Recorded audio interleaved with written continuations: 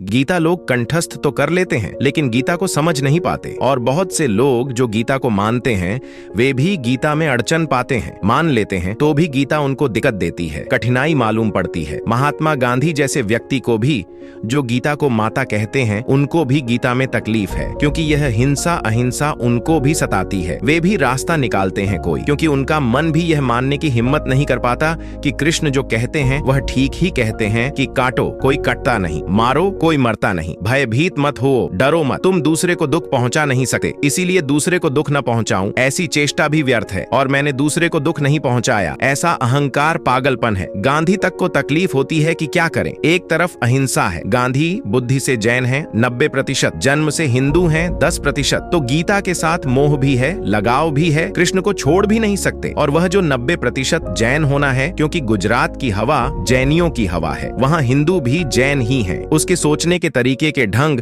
वह सब जैन की आधारशिला पर निर्मित हो गए हैं। तो गांधी गीता को भ्रष्ट कर देते हैं। वे फिर तरकीबें निकाल लेते हैं समझाने की। वे कहते हैं यह युद्ध वास्तविक नहीं है, यह युद्ध तो मनुष्य के भीतर जो बुराई और अच्छाई है उसका युद्ध है, यह कोई युद्ध वास्तविक नहीं है। और कृष्ण जो समझा रहे हैं काटने पीटने को, यह बुराई को काटने पीटने को समझा रहे हैं, मनुष्यों को नहीं। ये कौरव बुराई के प्रतीक हैं और ये पांडव भलाई के प्रतीक हैं। ये मनुष्य की अंतरात्मा में चलता शुभ और अशुभ का द्वंद्व है। बस इस प्रतीक को पकड़कर फिर गीता में दिक्कत नहीं रह जाती, फिर अड़चन नहीं रह जाती। मगर यह बात सरासर गलत है। ये प्रतीक अच्छा है लेकिन यह बात गलत है।